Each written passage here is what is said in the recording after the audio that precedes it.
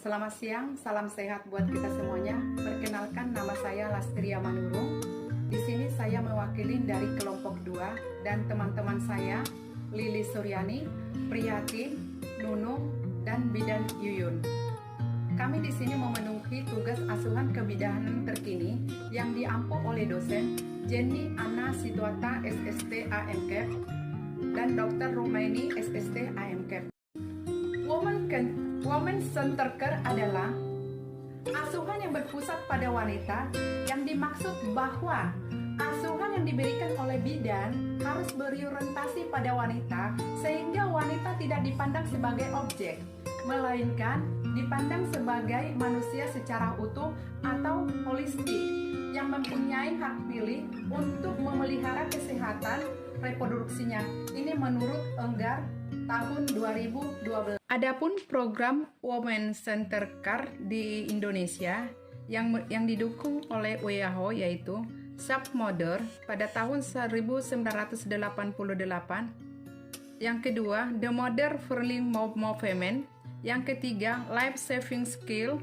Yang keempat, komunikasi interpersonal dan konseling. Yang kelima, asuhan persalinan dasar yang disebut dengan APD, yang kemudian berganti nama menjadi asuhan persalinan normal. Yang keenam, Making Pregnancy Safer. Yang ketujuh, standar asuhan kebidanan yang dikeluarkan oleh IBI dan usulan peningkatan pendidikan bidan dari D1 menjadi D3 dan lanjut dengan D4. Adapun visinya dari Women Center Care adalah bidan memberikan asuhan pada wanita yang membutuhkan asuhan kebidanan. Bidan mempunyai otonomi sebagai pemberi asuhan yang menghargai kerjasama tim dalam memberikan asuhan untuk seluruh kebutuhan wanita dan keluarga. Ketiga, bidan memegang kunci dalam menentukan asuhan di masa mendatang, termasuk pelayanan kesehatan utama pada komunitas untuk seluruh wanita dan keluarga. Keempat, bidan bekerja sama dengan wanita dalam memberikan asuhan sesuai dengan harapan wanita.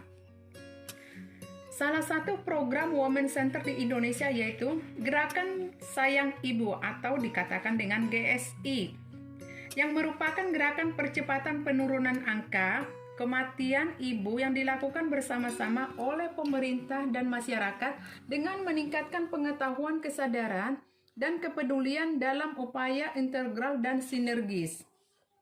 Tujuan dilaksanakan GSI adalah untuk mencegah 3 keterlambatan, yaitu keterlambatan di keluarga dalam mengenali tanda bahaya dan membuat keputusan untuk segera mencari pertolongan. Kedua, keterlambatan dalam mencapai fasilitas pelayanan kesehatan. Yang ketiga, keterlambatan di fasilitas pelayanan kesehatan untuk mendapat pertolongan yang dibutuhkan. Yang kedua itu asuhan persalinan normal.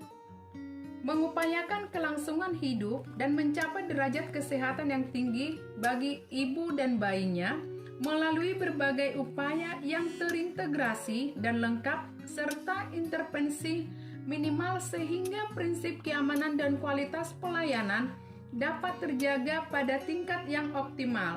Dengan demikian, penolong persalinan dapat memberikan asuhan yang mengacu pada upaya-upaya pencegahan yang dapat memberikan rasa nyaman dan aman bagi ibu dan bayi baru lahir selama persalinan, pasca persalinan, dan masa nifas dini.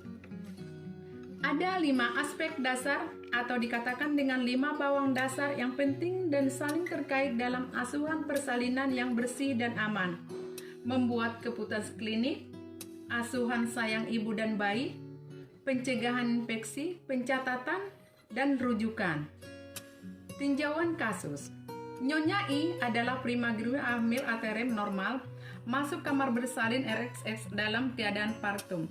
Nyonya I, ANC selalu datang ke tempat bidan G. Sewaktu ANC di bidan G, Nyonya I mengutarakan keinginannya ingin melahirkan di bidan S karena berdekatan rumahnya dengan bidan S mendukung keinginannya dan menganjurkan beberapa bulan sebelum HPL untuk ANC di bidan S. Tetapi ibu mertua dan sebagian keluarga besarnya menyuruh melahirkan di rumah sakit X Dengan alasan peralatan yang lebih lengkap, dengan terpaksa Nyonya I menyanggupinya.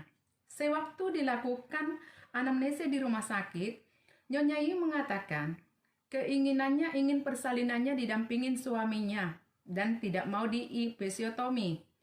Saat ini, Nyonya I berada dalam kala 2 dan kala yang sangat berlangsung agak lambat. Tetapi ada kemajuan. Bidan di rumah sakit mempersilahkan Nyonya I untuk didampingin oleh suaminya selama proses persalinan. Pada saat proses persalinan tersebut, Nyonya I merasa nyaman dengan posisi setengah duduk. Tetapi bidan sering menyuruh Nyonya I dalam posisi terlentang dan menjelaskan kepada Nyonya I bahwa posisi tersebut mempermudah mengukur perkembangan pembukaan dan mengamati penurunan kepala bayi. Dari analisa kasus, pada kasus di atas dapat dilihat bahwa bidan G sudah melakukan tindakan asuhan sayang ibu pada Nyonya I karena mendukung pilihan dan keputusan Nyonya I untuk melahirkan di bidan S. Hanya saja, bidan G tidak melibatkan keluarga Nyonya I dalam asuhan, agar keluarganya bisa mengerti pilihan Nyonya I dan menyadari bahwa Nyonya I mempunyai hak untuk memutuskan kepada siapa dan di mana Nyonya I akan memperoleh pelayanan kebidanan karena bidan memegang kunci dalam menentukan asuhan di masa mendatang, termasuk pelayanan kesehatan utama pada komunitas untuk seluruh wanita dan keluarga.